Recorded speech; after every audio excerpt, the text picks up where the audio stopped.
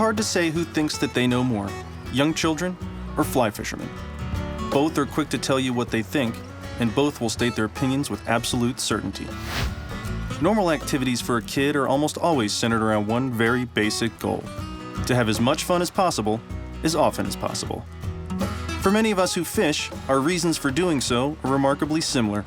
Simply put, fishing is fun. Instead of digging a hole for the simple fun of it, however, this boy is digging for worms. And why is this boy's discovery so important? Because his name is BJ Chard, and he's holding a handful of the legendary Florida Keys Pallola worms. If you live in the Keys and you've just found your own proof that these worms are about to hatch, you'd be smiling too.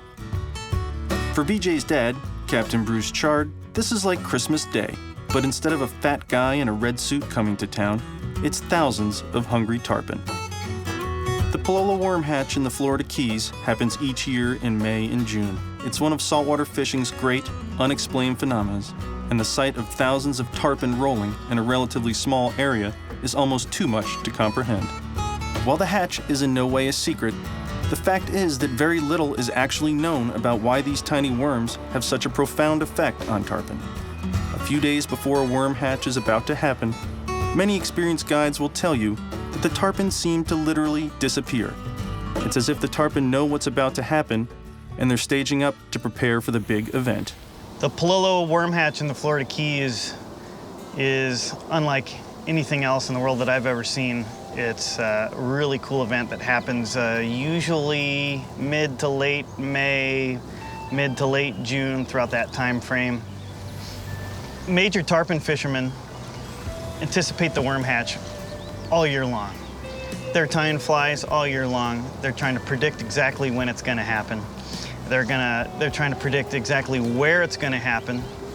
And a lot of times it just takes lots of time and diligence, and it's such an amazing thing that so many people are looking forward to this time of the year to come here and look for these worms, that it creates a very special time in every true tarpon fly fisherman's career, where they want to try to take advantage of witnessing the awesome Pallola worm hatch.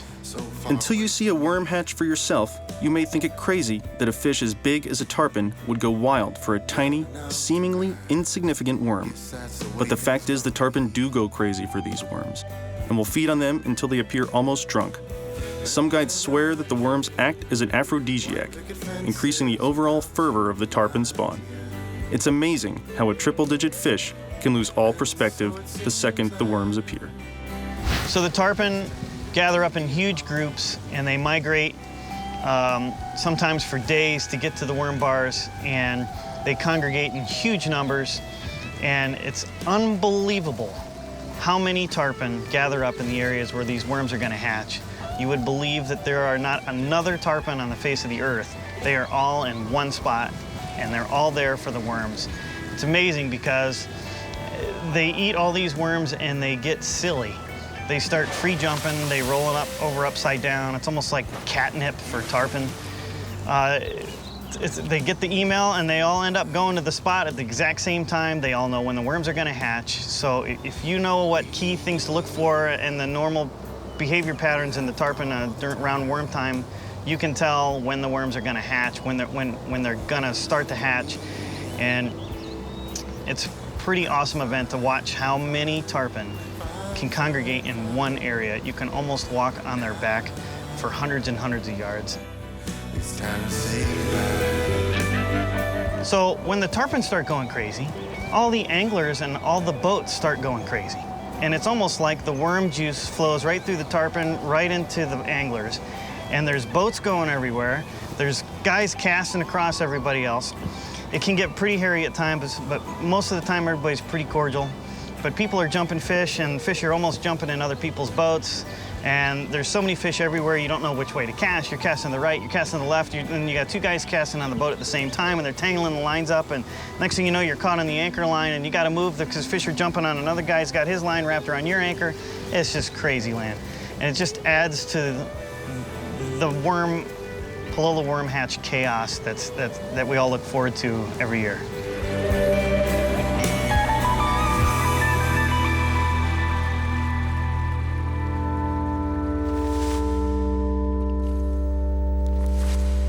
Florida Keys guide and longtime angler, Captain Joel Dickey, is another Palolo worm fanatic. Before I was a guide down here, and when I was just starting to learn about, tarpon fishing, reading about it, and, I wanted to become a tarpon guide, and you hear whispers about a worm hatch, and you hear other anglers talk, well, I've been going to the Keys for 15 years and I've seen one, or I've not seen my first one yet. And that's kind of what it's like outside of the guide community, because it's such a phenomena itself that it creates a mystique. If you're a tarpon fisherman, you'll travel 10,000 miles to see a worm hatch, because it only happens once, maybe twice a year, and it happens on its own time at that certain moment. All the conditions have to be right, and it's like a light switch. When that first worm comes down, it's about to break loose.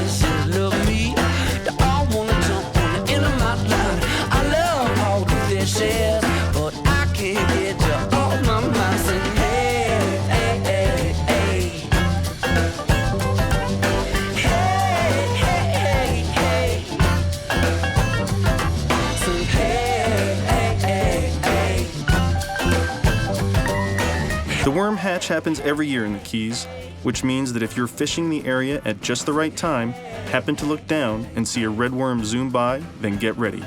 You are about to witness the greatest fishing you'll ever see. The Palolo worms are coming.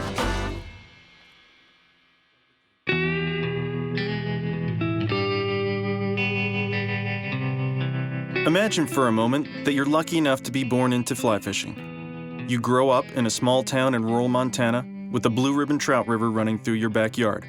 Your grandfather was a legendary guide on the Big Hole, the kind of legend that more than 50 years later, people still tell stories about. Your father, of course, also grew up with fishing, becoming a guide himself in the 70s. He in turn has taught you everything he knows about fishing Southwest Montana, sealing your fate to become a third-generation Montana guide yourself. As you enter your teenage years, you encounter the typical distractions that all boys experience. Girls, bad tuxedos, slightly older girls, and of course the stage where wearing camouflage to school seems like a good idea.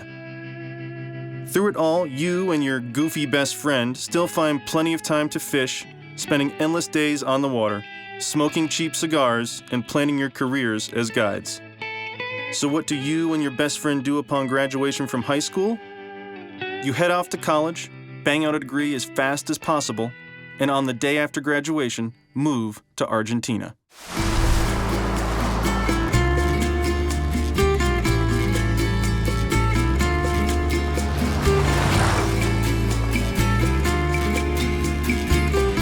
It's been over 10 years since Rance Rathie and Travis Smith, friends since they were little kids, first came to Argentina to work as guides.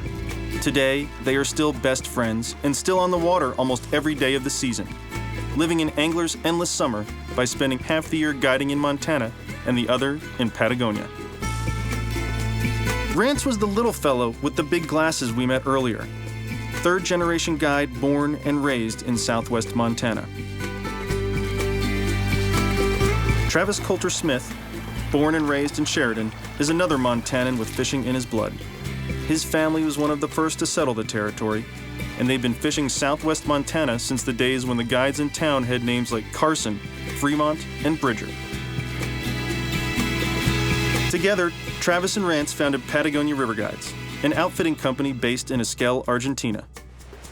Great ideas often evolve from humble beginnings, and as Rance explains, the evolution of this particular outfitting business was no exception.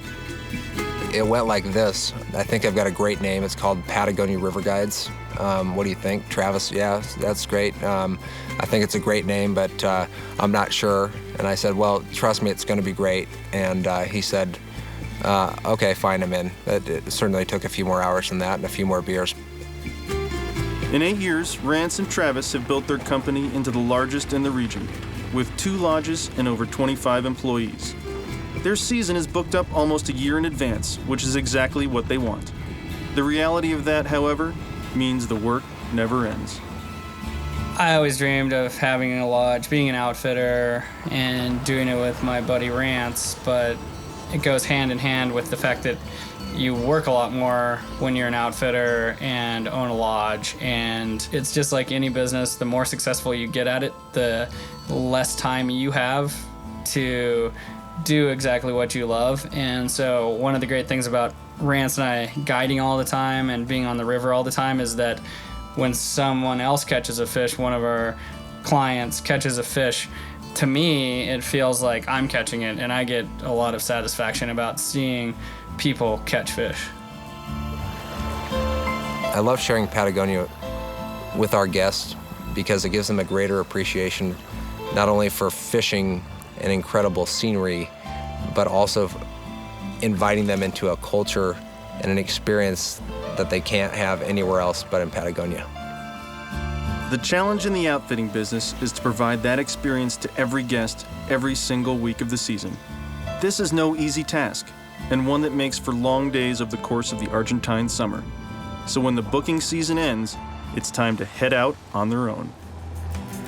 Getting to spend a day fishing with Rance is a lot of fun because we don't get to do it enough, and being able to have time to go out on the river and relax and in a totally laid back attitude with a best friend is something that is a great thing to do, and that's what most people come to fish with us for.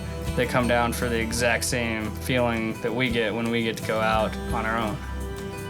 Part of the adventure for us is being able to go out and explore new waters for our groups of fishermen that come down every year.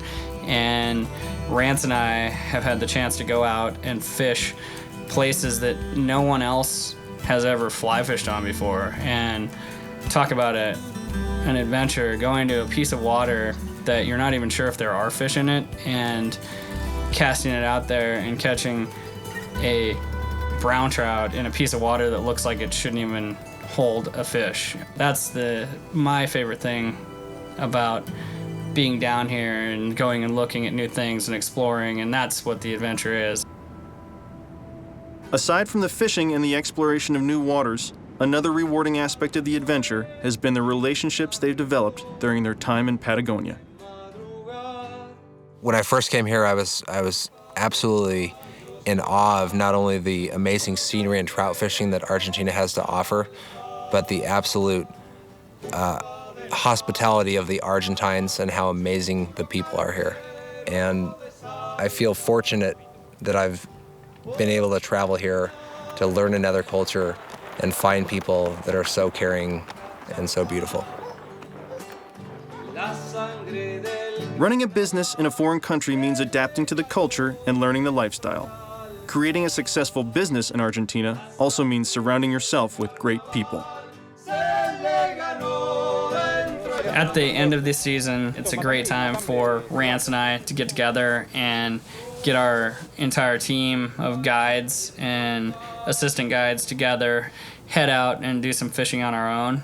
Nobody's worried about the next group coming in. It's a great time to just relax and be ourselves, and rather than be on a boss-employee relationship, we're all at the same level, just having a good time, buddies going out fishing.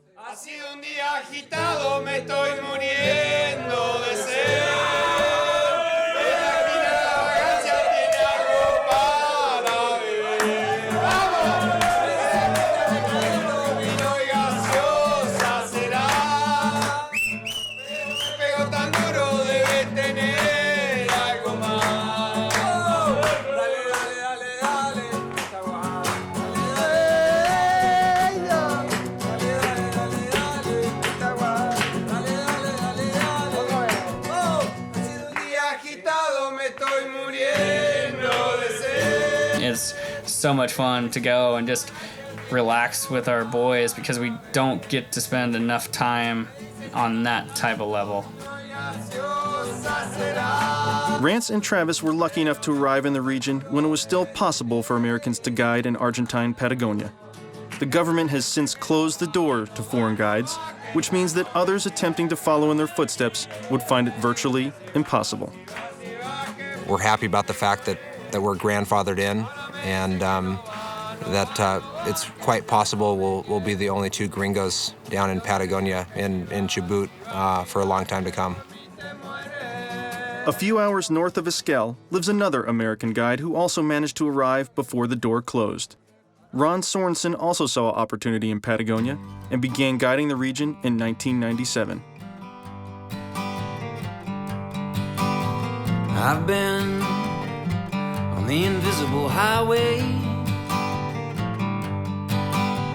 I've been on the invisible highway. Everything I see in black and white.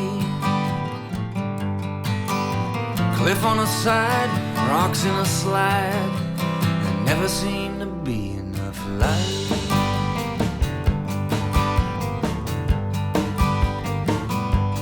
The desire for more has led to Ron's 13-plus years of exploring, fishing, and guiding. In his home area of San Martin de los Andes lie some of the most famous rivers in all of Patagonia, including the Traful, Mujeo, Cojuncura, Chimuin, and the Limay.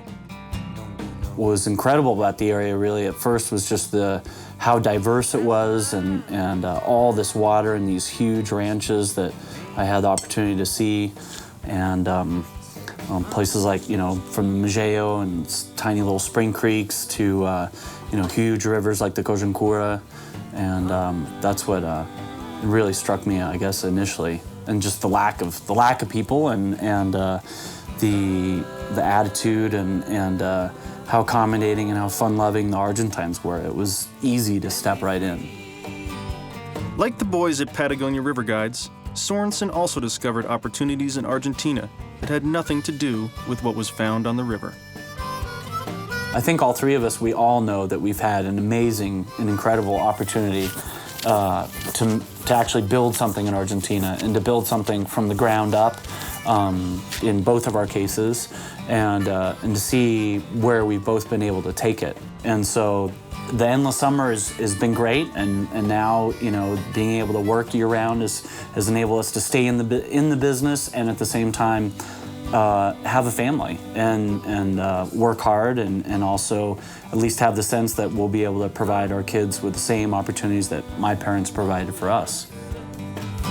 And once again, these are the kids that will grow up with fishing in their lives. They'll come to know the sport, to enjoy the places it will take them, and experience the kinds of opportunities that will ultimately shape who they become.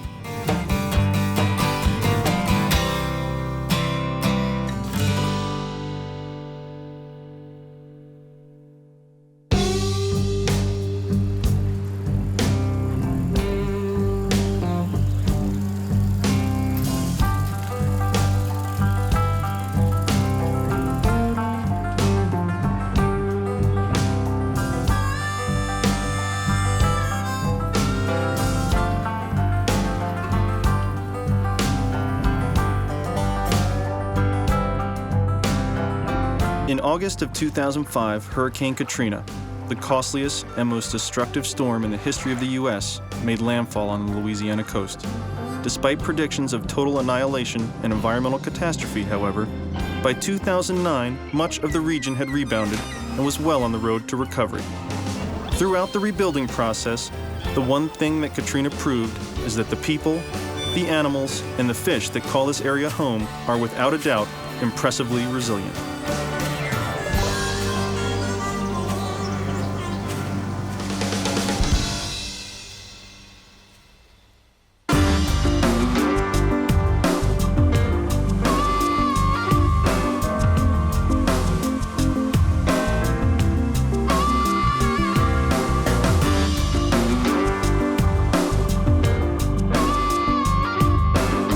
Drake Magazine founder and editor, Tom Bai. Like a lot of people in the country, what I knew about Louisiana was great food, great music.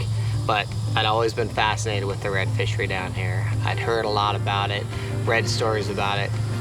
And then when Katrina happened, it was an excuse to come down here and have this incredible story. And ever since then, I've just been completely wrapped up in it.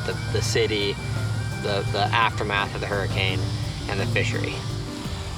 One of the reasons I wanted to come down to Louisiana, always wanted to come down here, was because the redfish is their fish. Not just Louisiana's, but the entire Gulf Coast. Being born and raised in the Northwest, the steelhead is the marquee fish there. If you're in Baja, it's roosterfish. If you're in the Northeast and you want to catch stripers, Florida, tarpon. But if you're anywhere from the Mid-Atlantic down to Stuart, Florida, and then from the Everglades to Brownsville, Texas, this is the fish that's the king of the house. And so I wanted to come down and experience that, and I can see why. I mean, there's other speckled trout and there's other kinds of fish that people go for, but redfish is really the king down here.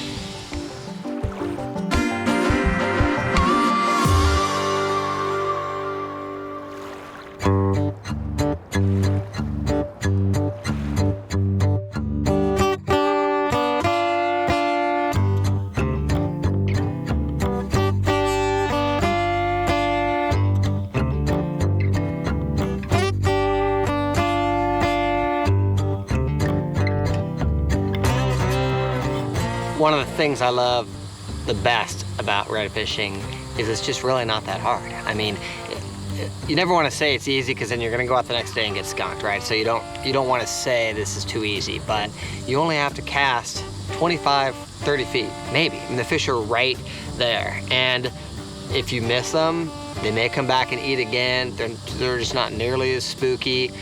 And then when they do eat, it's a really tough, hard fight.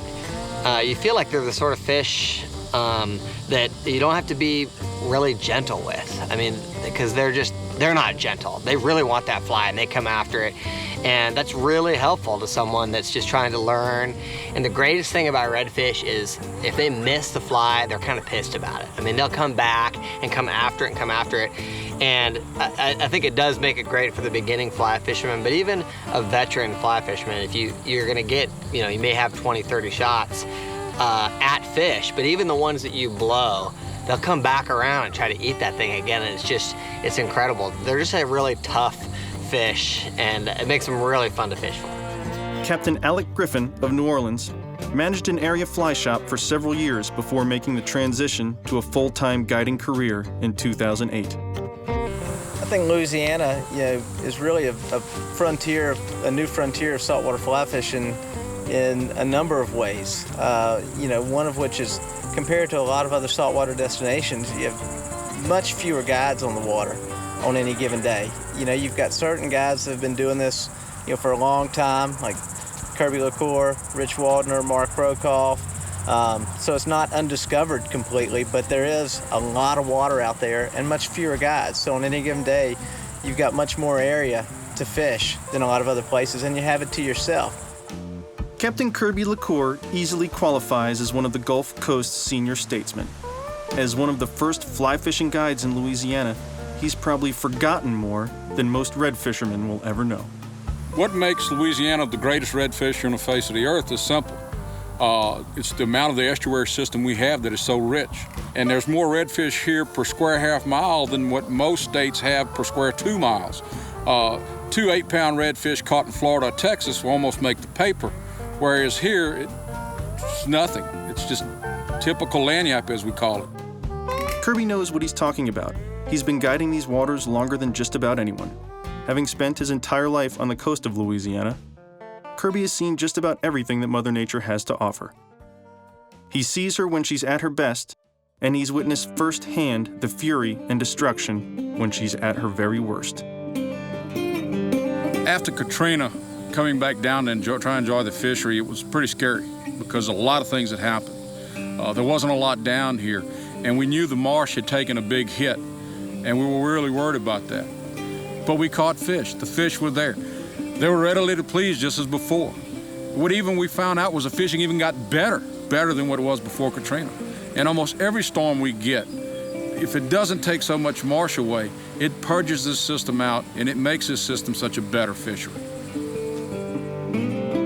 Well, part of what intrigued me right away about this place was the characters that you come across. I mean, it's unbelievable. And I'm not talking about the fly fishing guides necessarily, but the shrimp fishermen and the oystermen and all the characters that you run into.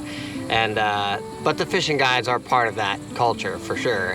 And I've met young ones, I've met old ones, and here it just seems to be a little bit of an era where there's some passing of the baton, so to speak.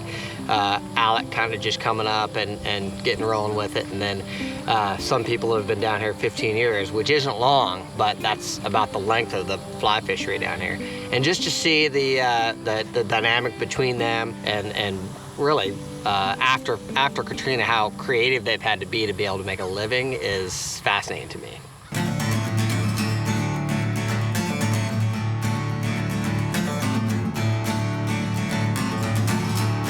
One of those creative survivors who is definitely living the good life is Captain Brian Carter. As a guide, he's one of the best on the water, a veteran of the old school with new school philosophies. And while he's fished and guided all along the Gulf Coast, he calls southeastern Louisiana home. Redfish really have a knack for being incredibly aggressive when they're on the flats, and I've never really been around any other fish that takes a fly quite like they do. You catch them 10 feet from the boat, 60 feet from the boat. Regardless what the situation is, you get a fly in front of a redfish, they're gonna eat it. And a good cast, a good presentation is gonna get rewarded with a nice eat. And I appreciate that, you know, it's a good cast should be rewarded, and I've seen plenty of fish that will not eat, regardless of how good you make it. And redfish, you know, they're the kings out there. They get to do what they want to do. What makes redfish so cool? I'm not really sure if you can put your finger on one thing, but I know this. If it wasn't for redfish, I wouldn't be living here. What would you be doing, Brian? I'd be in the porn business.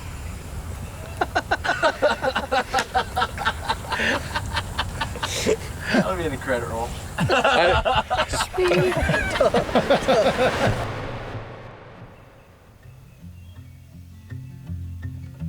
Wolves, oh, can't you see? Ain't no wolf can sing like me.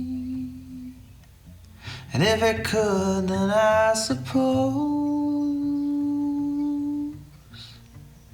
that he belongs in Idaho. Packs of dogs and cigarettes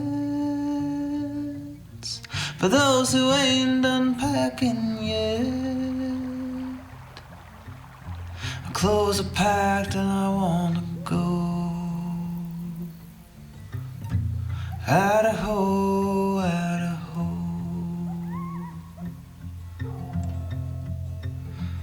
Ooh. Idaho's Henry's Fork of the Snake River is home to some of the most mesmerizing water on the planet.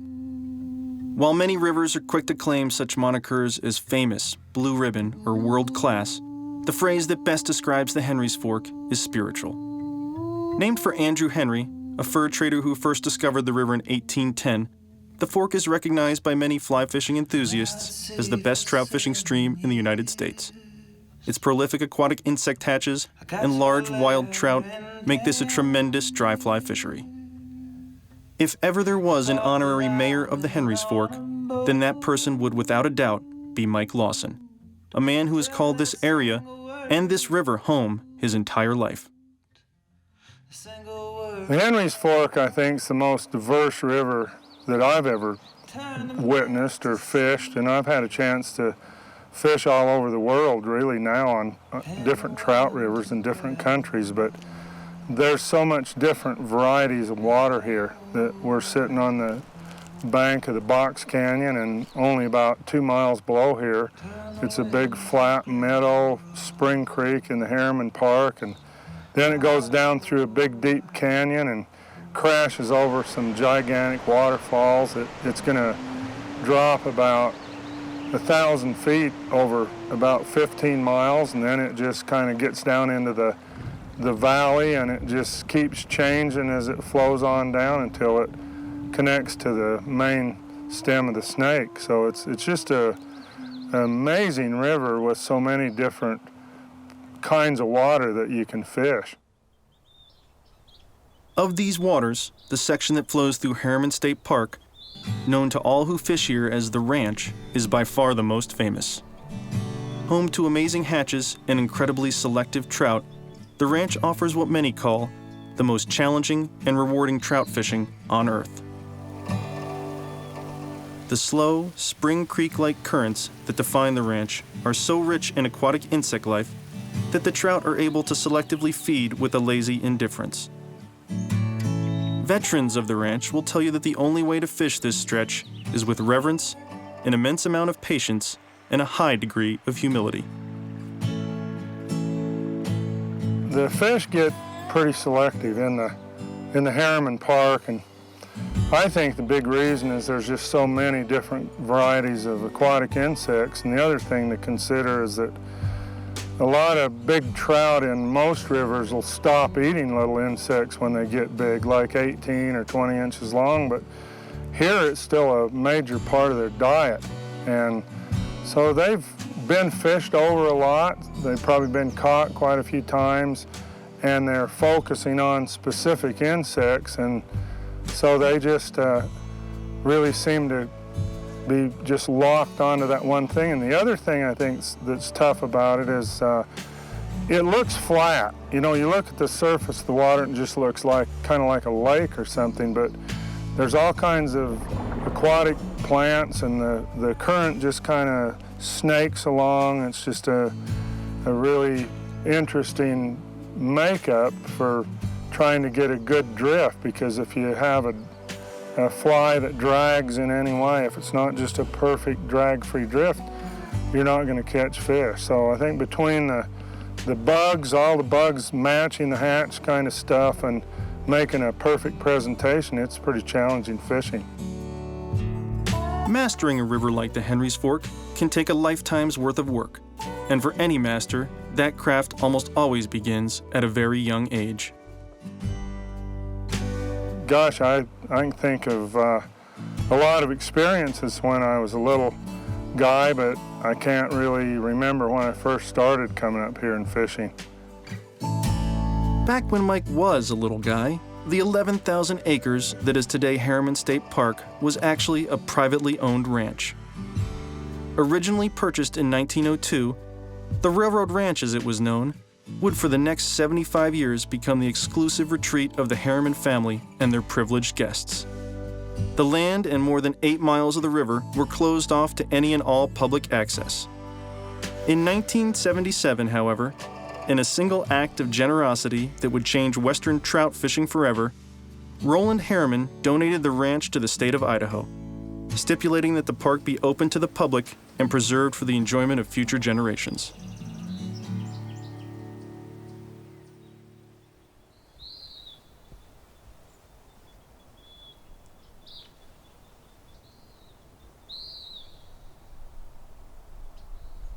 On a river with this much history and legend, a place with such power and allure, there is one man who may have a deeper connection to the water and to the fish than anyone else. While Mike Lawson may be the mayor of the Henry's Fork, there is another man who is without question the river's spiritual leader. That man is known as the trout hunter, an individual who has, over time, become one with the river. His name is Rene Harrop, and for more than 50 years, he has been at home wading the waters of the Henry's Fork. I'm not pressed or driven to fish, to every fish that I see. But the sense of excitement when I slip into the river to move up into position on a feeding fish, that adrenaline starts coming and you feel something so familiar and yet so forceful. Each encounter is different. There's no two fish that are exactly the same. You can't get spoiled on this river. There's no guarantee that that fish isn't going to be the last fish of your day, or maybe of your life. I'll never stop loving these fish.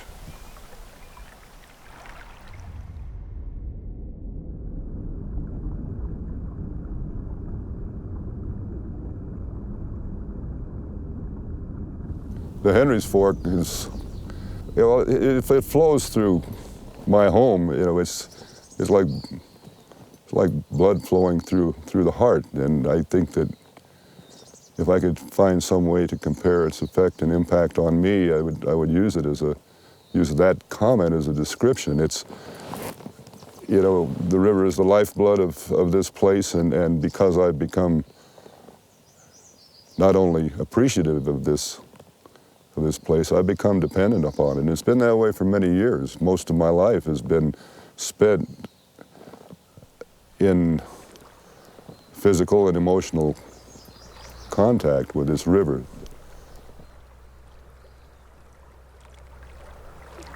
I think I was destined to be here and to make my life right here, and that's the way it's been. 55 years later, I still feel the same excitement, the same surge of energy and sense of something very special about this place. And the truest sense of happiness, of joy, we're where we want to be, and we're doing what we want to do. This river allows me to do both, to have both things, and through those many, many years, reflecting back on it all, the stability that the river has given me spiritually is probably its greatest gift.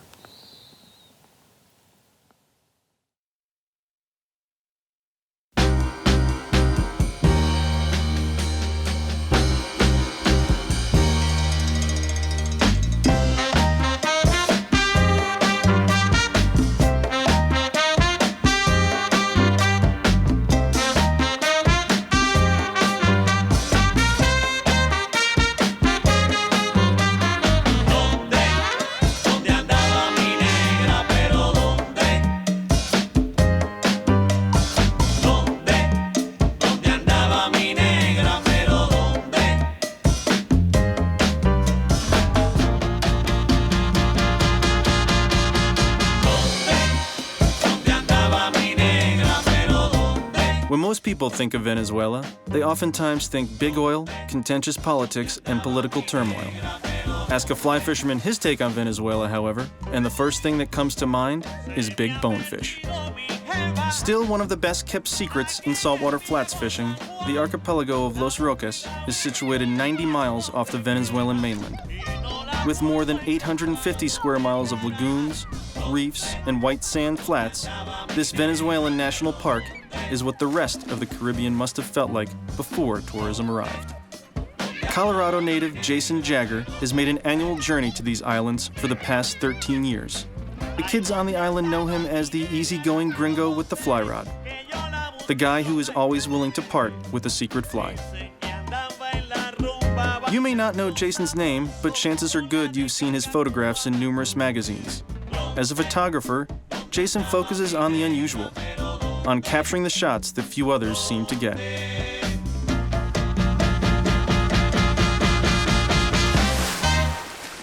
I always wanted to take pictures that you don't see.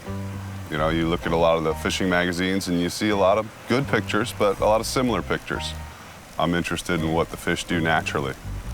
Here on Los Roques, the fish are very aggressive, so if you can spend the time and capitalize on the bonefish relationship with the pelicans, you can get the few pictures. It all comes down to being in the right place in the right time and having your finger on the shutter. And whether he's casting a 9-weight or shooting photos, Jason always seems to be in the right place at the right time. I really like bonefish. I think they're fascinating. And to see this behavior where they're aggressive and kind of lose themselves in the minnows. You know, it's not uncommon to see high single-digit fish here and low double-digit fish. For me, it's just kind of everything adds up to the sum is more than the parts here, you know. There's something about this place that it's special. I will probably come back here for the rest of my life.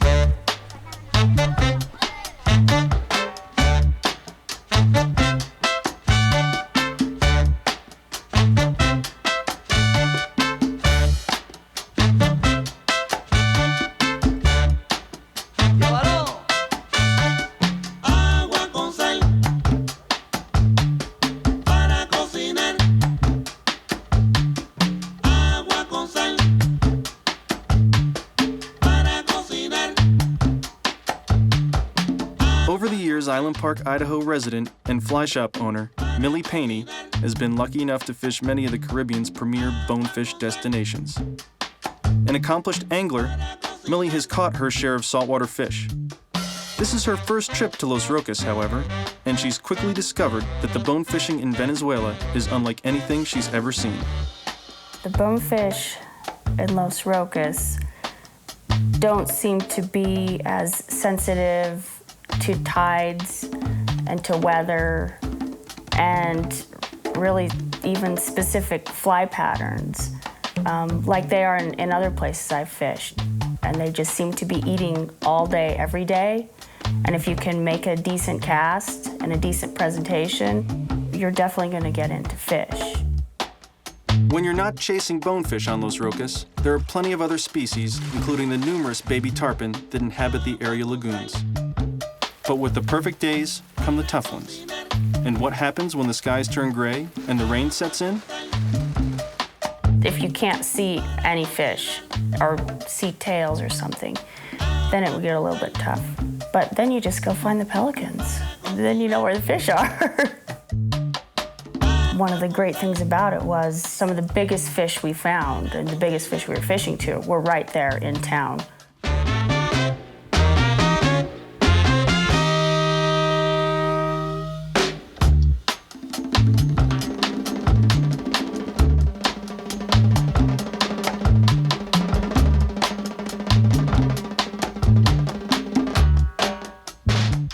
I do just like to wander off by myself, even in a guided situation, because it's nice just to have that time alone in a place. And once you get the hang of it, these guides are great. They'll take you to the spot and point you in the right direction and show you the flies. And then you can just go and fish on your own a little bit. And it's pretty straightforward. It's pretty easy, and the fish are aggressive. So it's fun to be able to sort of do it on your own. So I feel like it's a great place for beginners, a great place for women, great place for couples. Just a very easy place to be. You don't know that you're in Venezuela.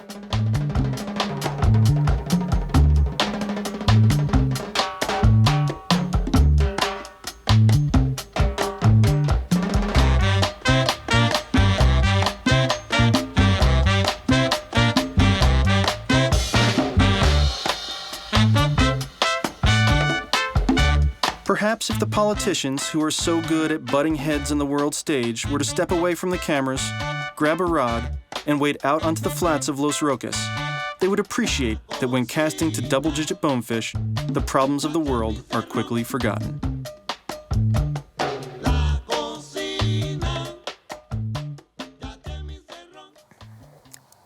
Okay, give us a clap, one big clap. Okay, good. All right, so how'd this all start, Marty? Well, this line art all started back when I was sitting at home during the wintertime, not being able to fly fish, and I was watching a car commercial, you know, with Tiger Woods smacking golf balls into a canvas. And I thought, well, you know, that's pretty interesting. I bet you can do that with fly line. And the next season, when the guide season rolled around, and I got up to Island Park and started guiding at the Trout Hunter, I thought maybe I want to try that. And I worked every single day of the season. So usually when I got off the water, it was about, you know, 8 o'clock at night. And by the time I got home, it was after dark. And I thought maybe I'll buy a couple canvases, a little bit of paint, and I'll go out, you know, just for fun and be able to cast after dark. And that's when it all started. So I was able to dip my fly line in some paint after dark. I wasn't able to see on the river, so I could see with the headlights of my vehicle at night. And I got some enjoyment out of that because it took out a lot of aggression. Maybe I had a hard day at work, and I just wanted to get out and cast my fly line.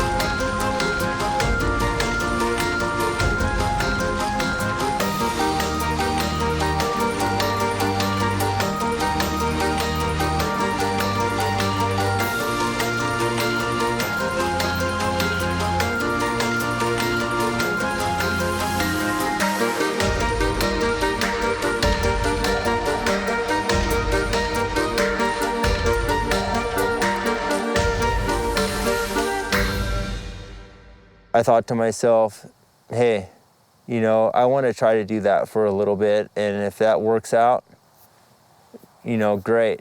But I'll probably, you know, not pursue it for too much longer. You know, it's just one of those things on my bucket list that I wanted to achieve, and you know, I feel pretty fortunate that I have a pretty strong, you know, background in fly fishing. I've been able to achieve a lot of success in my career as a fishing guide and as an artist. And And, you know, from this point on, you know, my last piece will probably be, you know, be called The Last Cast. One cast against the canvas, and that's it.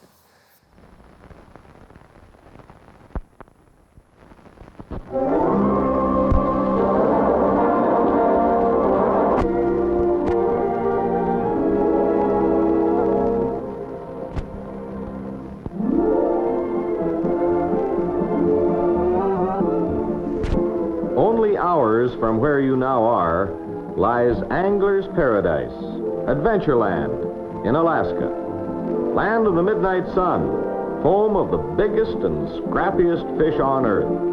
Modern jet air transportation makes it easy to get there, like traveling on a breeze. Your local airline or travel agent or a letter to Northern Consolidated Airlines, Anchorage, Alaska, can arrange for your ticket for a thrill of your lifetime. A few hours after leaving your home, you'll be seeing some of the most spectacular and exciting country on Earth. For this is the route to the Katmai country, a land where the forces that created the Earth are still at work. A land of breathtaking beauty, a primitive land, only recently touched by modern civilization. This is Western Alaska, served today by Northern Consolidated Airlines, Alaska's leading home-owned airline, using multi-engine aircraft to connect bustling northern cities. Being a pilot, lodge owner, and entrepreneur in the wilds of Alaska is the type of career path that few are cut out for.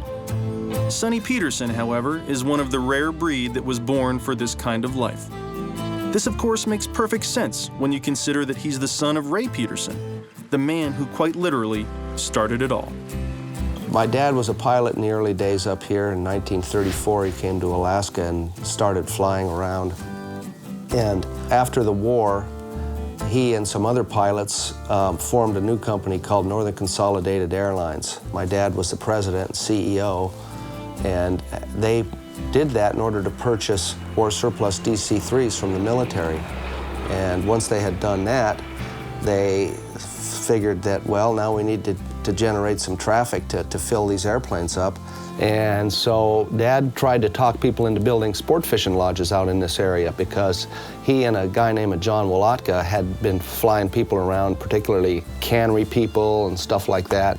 And they knew where the good spots were because that's what they did when they, were showing people, trying to, schmooze people.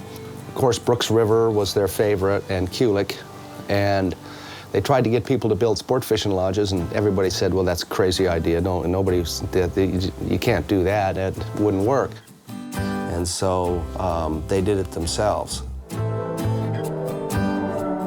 In just 20 minutes, Brooks Camp comes into view. This will be your headquarters for enjoying Angler's Paradise.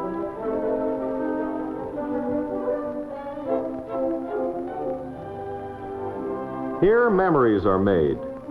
Although situated deep in the rugged wilderness, the Katmai camps of Northern Consolidated Airlines have the finest possible wilderness accommodations. When Ray first opened his fishing lodges in 1950, known collectively as Angler's Paradise, it not only marked the birth of a successful business venture, but actually spawned an entire industry that would soon spread throughout all of Alaska. Today, Alaska's sport fishing lodge industry consists of hundreds of different operations and employs thousands of people. Many of the early visitors to Alaska saw a wide-open, endless wilderness. As one of the early bush pilots in the territory, Ray Peterson saw an endless opportunity. His vision and foresight have endured for more than 60 years, in many ways setting the standard for those who have followed.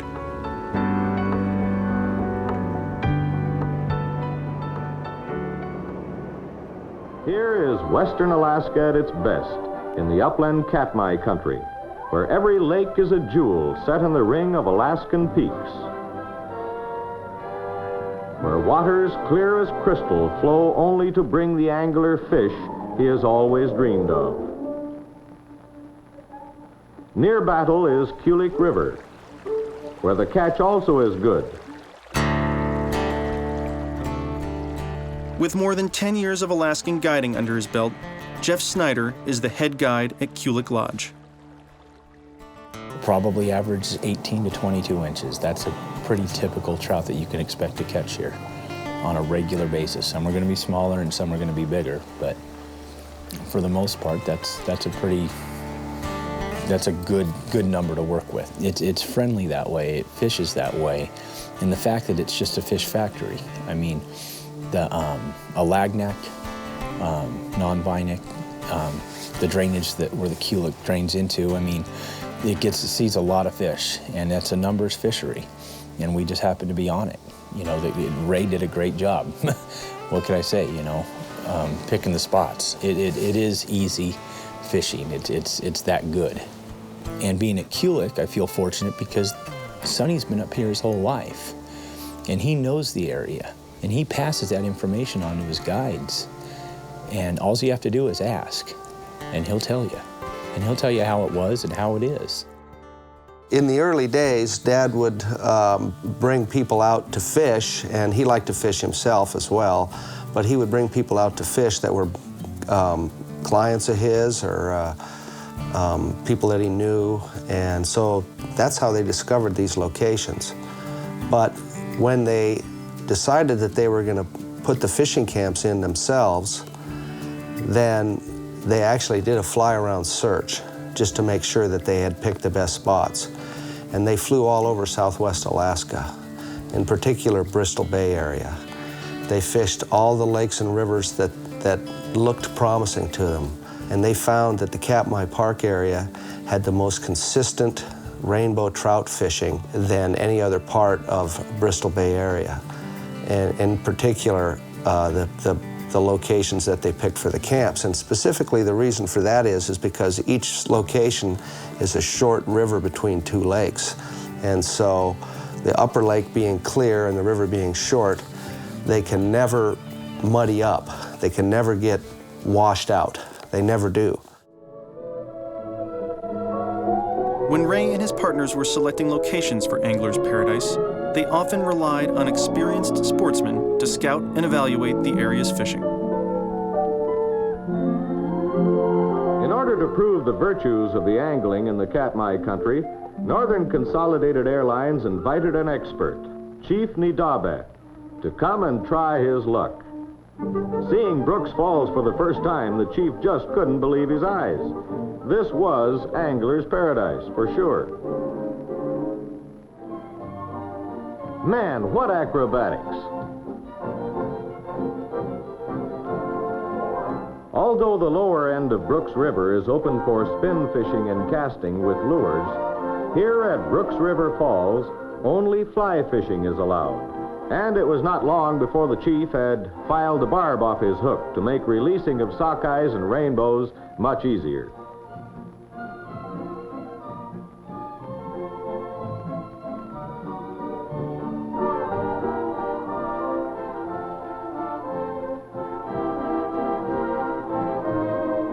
Kulik guide Hunter Hutchinson is the rookie on the roster, a Louisiana transplant who is just beginning his career as an Alaskan guide.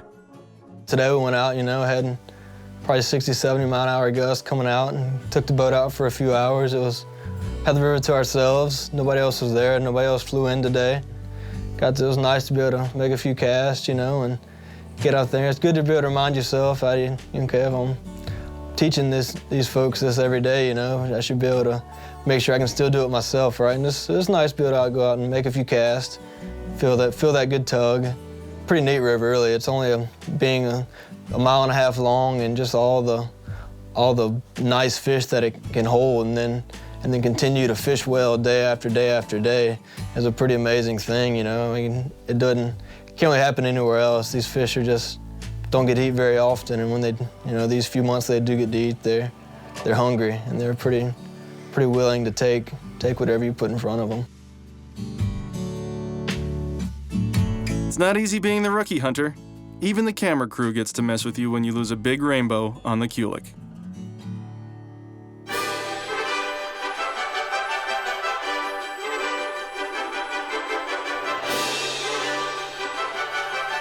Definitely encouraged to get out on the Kulik and enjoy ourselves and get a bent rod, wet a line, It's nice to also get out with some of the other folks that might have the day off or in between shifts and go out and enjoy the rivers. When you guide at Kulik, you become part of a 60-year legacy that is the oldest and most established in all of Alaska. And as it is with all of Alaska's best lodges, a guide position is highly coveted and can be extremely difficult to land. As anyone who has ever worked as an Alaskan guide can tell you, when you live, eat, work, and fish with the same guys every single day for 5 straight months, you better make sure that everyone gets along. Someone who appreciates that fact is Chad McBride. He's been part of the Kulik team for the past 7 seasons. Days off can be a whole lot of fun up here at Kulik. A lot of times you get sucked into doing laundry and tying flies and that type of thing, but we definitely have the opportunity to get out on some neat creeks and neat rivers to fish for the things that we like to fish for. Typically we'll wander off a little bit, get sent on scouting missions and try to find some new little jags of fish and whatnot. Definitely see a lot of wildlife. You know, oftentimes you get too enthralled with the fishing, a little bit involved, and you forget to turn around and keep your head on a swivel, and you find a bear's watching you fish as well. Oftentimes you end up not guiding as much for fish, but trying to control where your guests are in relation to where the bears are. You have quite a variety of fish throughout all the river systems. Lots of rainbows, lots of big rainbows, lots of dolly varden and char. 5 species of salmon, depending on what time of year. You can get into grayling, anything that you really want as far as an Alaskan fishing experience. I'm definitely proud to be a Kulik guide and part of the legacy that the Patterson family has built over the last 60 so years. A lot of effort and determination to go through, not only with our lodge, but other lodges as well, as far as building a sport fishing industry out in Katmai. Along with that, you feel like you owe a little something back to the family. They definitely provide a lot for all the guides, as far as day-to-day living, food, everything, and the opportunity to come out here and do this every day. There is a 3rd generation in the Patterson family. Sean Patterson has spent his entire life in the Katmai region, learning to fish and fly airplanes when most kids his age were learning how to ride a bike. Well, it was interesting childhood, obviously, being out here every summer of my life, but goods and bads. You sacrifice a little being in town, but of course, look what you have out here, growing up fishing and flying around, and just growing up out here, it's like home, and there isn't a summer anymore where I don't think how nice it would be to do something else, but on the other hand, I can't imagine a summer not coming out here just because I've done it every summer of my life now, and I think my dad is the same way. Of course, he's done it for 57 years, and I'm only at 32, but there's definitely a bit of history that is kind of neat to be a part of, for sure, and my dad continuing to do kind of the same thing my grandpa did, in a different way. But, and then me, I look at myself as just an employee for my dad or Kulik Lodge or Katmai Land, but it's pretty neat, for sure. There's moments when it makes me fuzzy inside to think about it, for sure, about my grandpa. In 1999, in a fitting tribute to Ray Patterson, the Alaskan legislature officially recognized him as the father of Alaska's sport fishing lodges.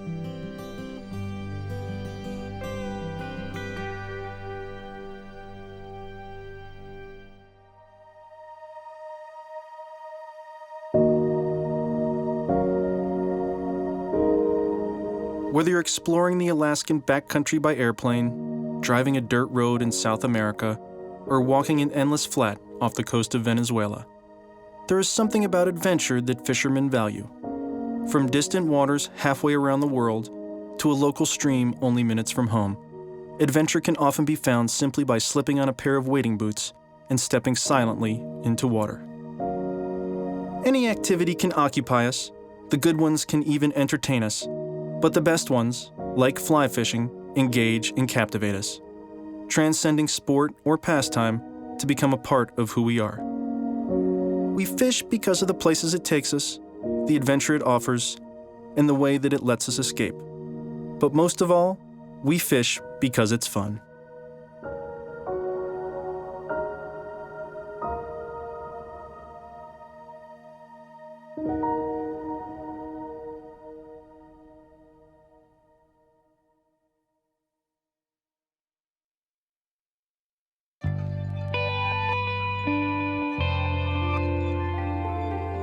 When I first started fly fishing, I was extremely drawn to it, and it was very addictive to me, very powerful to me in my life. And the more I did it, the more I learned, the more I realized the more there was to learn, and the less that I really did know.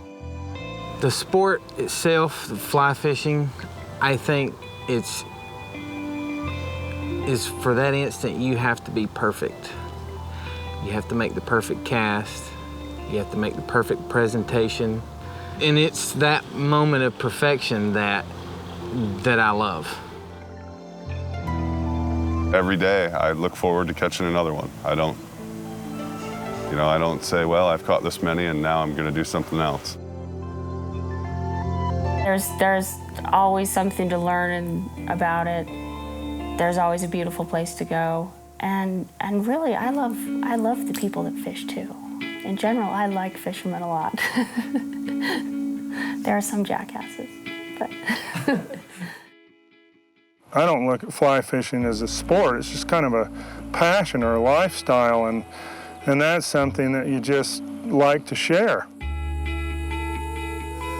As a young boy, I was just amazed at the beauty and the grace of what my father would do with a fly rod. And if I were to compare his skills now to the average fly fisherman, he wouldn't hold up very well skill-wise. But I recognized very early that there was something beautiful about it. I think I decided a long time ago that what I was cut out for in terms of work and career was fly fishing. It's what I've loved to do and what I've spent most of my time doing. You know, some days it really feels like work, and some days you have a hard time calling it work, you know, but regardless of how difficult any given day is, you know, every day I spend on the water is a good day.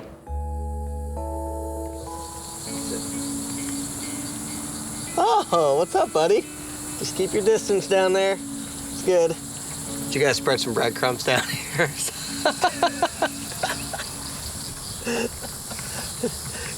How big's that gator, Tom?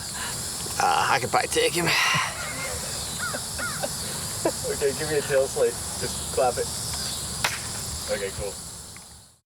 One of the things I love to do, is a trademark of mine, is they catch your first redfish with me on fly, and I cut the fly off and I give them the fly, and they're like, it's for me? And I'm like, yeah, it's yours, man. You get to take it home with you. And you can take it and put the picture with it, and you got this memento. Oh, wow, this is great. This is great. I knew I should have come here instead of going someplace else. This is a blast. And then that just builds from there, and it keeps them fired up. They're excited. I'm excited. When I stop getting excited, I'm gonna quit. It's just that. So I'm gonna give up guiding, and I don't think that's gonna happen.